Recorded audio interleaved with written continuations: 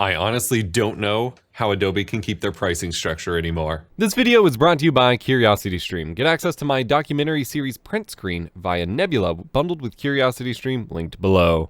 Serif have just released their V2 of their Affinity suite of graphics apps, Affinity Photo 2, Designer 2, and Publisher 2, making it not only available for desktop for Windows and Mac users, as well as making it available for iPad. And they have a single unified license, which no one else has really done in recent years for a single pay price versus a very expensive subscription like Adobe Creative Cloud. Currently, it is a limited offer, but even with the full price, it is still an incredible value given what you get. Currently, you can get all three apps for Windows, for Mac, and for iPad for $99. Previously, even with Affinity's original pricing structure, you'd still be paying $40 for Windows, $40 for Mac, and like $20 or so for iPad. And so that adds up pretty quickly. And I do love that they give you unlimited activations and you don't need to maintain a subscription and all of that. And that is a huge, huge benefit to the Affinity ecosystem, especially as someone who runs a bunch of different machines for different purposes. Being able to swap between them is great, but having to fork over another 40, or they recently increased it to 60, which was concerning, to get a copy for Mac was kind of not cool.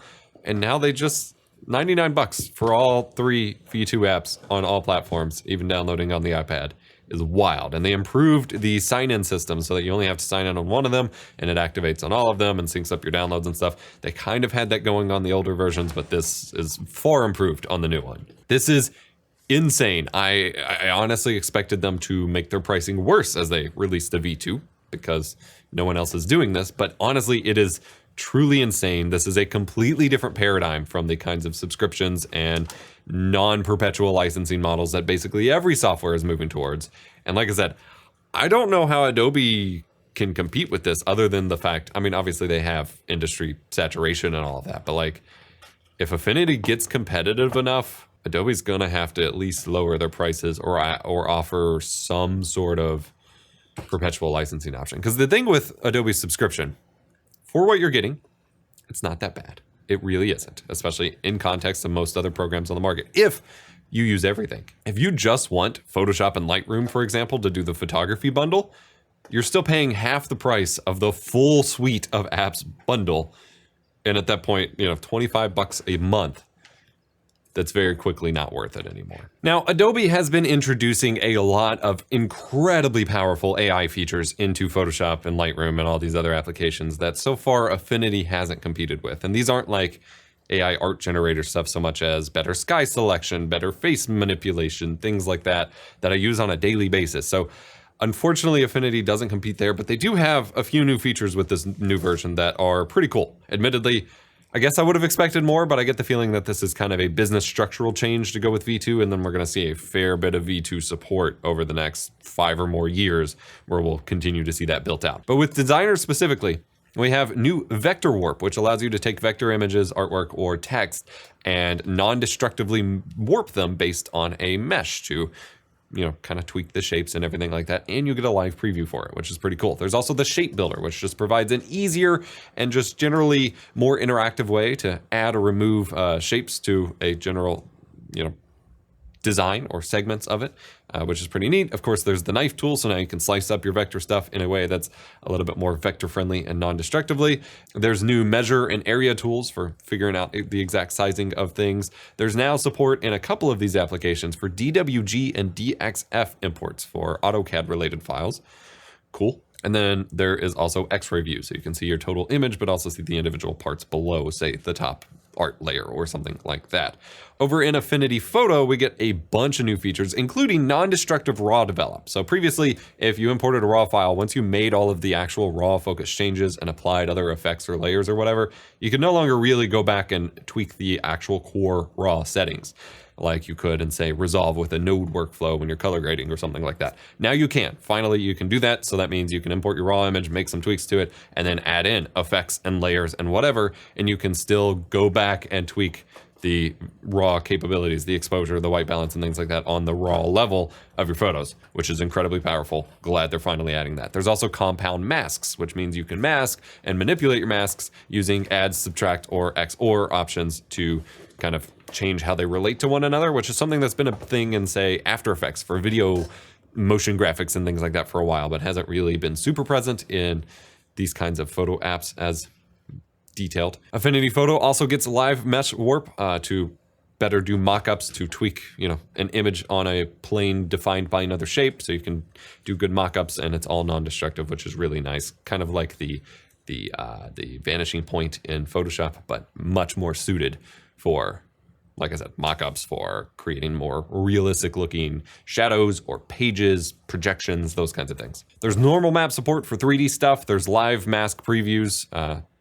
Everything's kind of moving to previewing things in real time, which has actually competed Adobe in the Photoshop beta to finally get the gradient previews and controls, the little handles and stuff that Affinity's had for a while, which is nice. There's now masking based on hue range, bandpass, as well as luminosity, which gets really powerful for your color alternating, for masking and applying effects or tweaks based on brightness and all sorts of frequencies for photo editing or for doing cool artsy effects. Really powerful stuff that if you aren't used to using it will take a little while to dig in, but will unlock a lot of capabilities for you. They also have more saved layer states, so you can do better versioning and go back to specific tweaks and undo specific tweaks after you've already done other work, which is really powerful. I'm excited to see how that will get used. And then they now support import and export of the JPEG XL format, which is meant to be a higher resolution, higher efficiency image format that also supports HDR.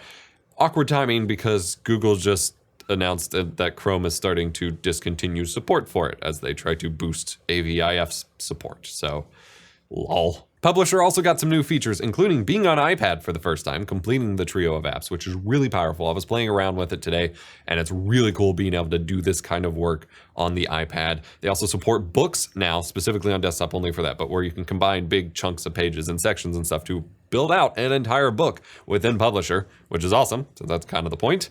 There's now Place Autoflow, which it allows you to select a group of images and effectively repeat the layout across the document until each of the images have been distributed appropriately, which is really useful for templates and those kinds of things where, you want a set of things going along each page. I think template makers will greatly appreciate this.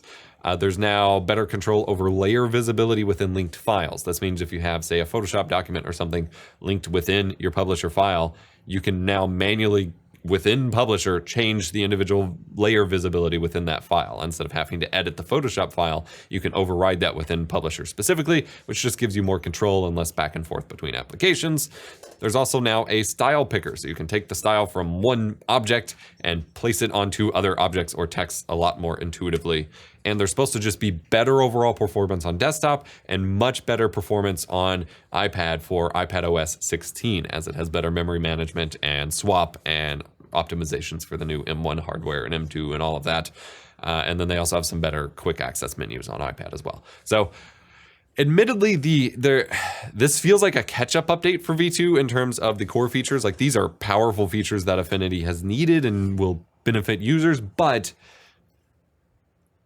there's no groundbreaking, innovative, like gimmicky features, which for some people, they don't need that. But for me, like I said, as using a lot of the AI stuff in Photoshop, I don't know.